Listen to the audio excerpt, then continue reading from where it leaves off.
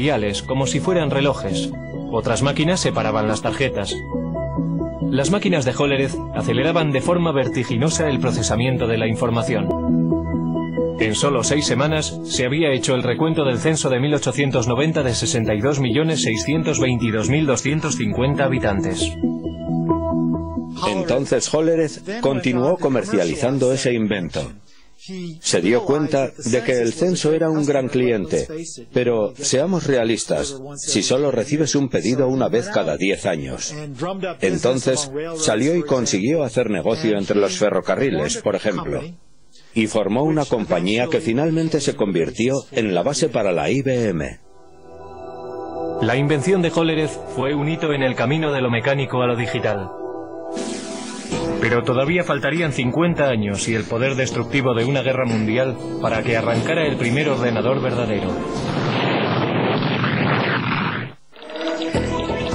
Antes de los años 30, los aparatos mecánicos computacionales se utilizaban para seguirle la pista a la población, pasajeros de tren y archivos de seguros de vida. Pero los primeros ordenadores digitales electrónicos se construyeron con un objetivo mucho más persuasivo en la mente: ayudar a ganar una guerra mundial. Una de las máquinas más tempranas se propuso por los británicos para romper el código alemán, conocido por Enigma. Con ello empezaron a creer que se podía ganar la guerra. Una de las personas que trabajó para romper el código Enigma fue Alan Turing. Su trabajo antes de la guerra ayudó a establecer la base teórica para los ordenadores que se construyeron en los 40. En el norte de Londres, en unas instalaciones secretas en Bletchley Park, los británicos construyeron Colossus, un tipo de ordenador diseñado para romper el código Enigma. Colossus comparaba secuencias de letras a un ritmo de 25.000 caracteres por segundo. La máquina solo podía realizar la tarea de unir letras, pero lo hacía muy bien. Sus transmisiones descifradas alemanas se denominaron el ultrasecreto, el secreto mejor guardado de la guerra. Principalmente, el Colossus llevaba a cabo funciones logísticas de las letras de un alfabeto en una corriente de letras que venían de un mensaje de radio interceptado. No los descifraba, pero sí podía efectuar una serie de combinaciones que en gran medida se asemeja a lo que hace un ordenador. Mientras el Colossus rompía códigos alemanes, al otro lado del Atlántico los ingenieros trabajaban para construir otro aparato computacional, una máquina que influiría directamente en el diseño de todos los ordenadores futuros. América era un centro neurálgico productor de instrumentos de guerra, pero para 1943 había una escasez crítica de un componente sorprendente de la máquina de guerra: tablas de disparos para piezas de artillería. Estas tablas permitían a los artilleros apuntar sus armas correctamente en gamas diferentes, altitudes, temperaturas y condiciones del viento. Los ordenadores humanos trabajaron frenéticamente para producir cálculos mecánicos para crear esas tablas, pero lo pasaron mal intentando estar a la altura. Durante la Segunda Guerra Mundial se producían muchas armas. Había que calcular muchas tablas de disparo. Era realmente un gran trabajo y estaba ralentizando la entrega de armas al frente. Para solucionar el problema, John Mauchly, un físico de la Universidad de Pensilvania, se propuso construir un ordenador gigante electrónico que podía calcular tablas de números en minutos, no horas. El ejército, desesperado por un aparato que les ayudara a ganar la guerra, de mala gana se centró en el coste propuesto de $500,000. Mauchly y un brillante estudiante de ingeniería eléctrica, Presper Eckert, empezaron a construir ENIAC, el integrador numérico, electrónico y ordenador. Mucho más grande que el Colossus, nunca se había concebido nada parecido a ENIAC. Casi con 100 pies de largo y 30 toneladas, contenía 70.000 resistencias, 10.000 condensadores, 6.000 interruptores y 18.000 tubos de vacío delicados.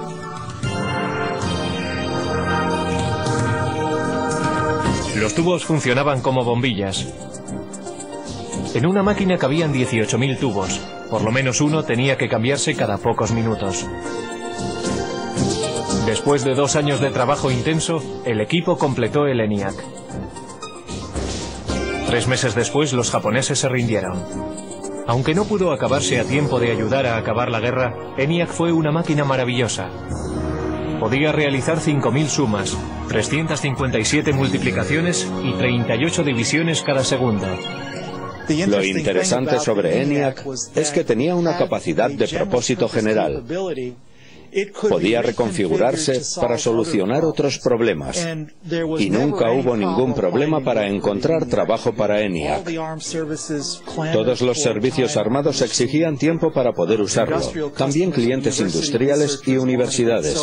Así que se le mantuvo ocupado hasta bien entrados los 50. Pero a ENIAC, la máquina más compleja de su tiempo, todavía le faltaban muchas de las cualidades de un ordenador moderno.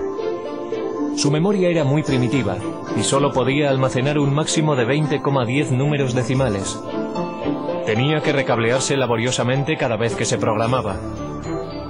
Y no podía tomar decisiones lógicas basándose en sus cálculos. Pero ENIAC ya había demostrado que los ordenadores se podían construir.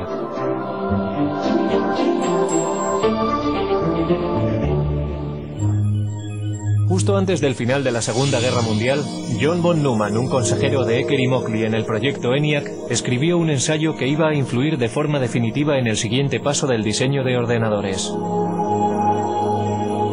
Von Neumann poseía una memoria fotográfica y era uno de los científicos principales enrolados en el proyecto Manhattan. El artículo de von Neumann delineaba la estructura de un ordenador moderno. El diseño comprendía una unidad de procesamiento y una unidad de control, memoria, entrada y salida. Pero lo más importante en la evolución de los ordenadores tendría su capacidad de programación internamente en su memoria. Internamente contenía programas para darle al ordenador su potencia y versatilidad, porque un programa interno puede modificar lo que hace, basándose en los datos o los resultados de las computaciones. El trabajo de von Neumann proponía una máquina que realmente poseyera una capacidad general de propósito. En su trabajo describió los atributos del ordenador, cómo tenía que organizarse de forma lógica. Esto es, necesitaba tener un procesador central donde los cálculos se pudieran llevar a cabo. Necesitaba una memoria donde los datos de programación pudieran ser almacenados.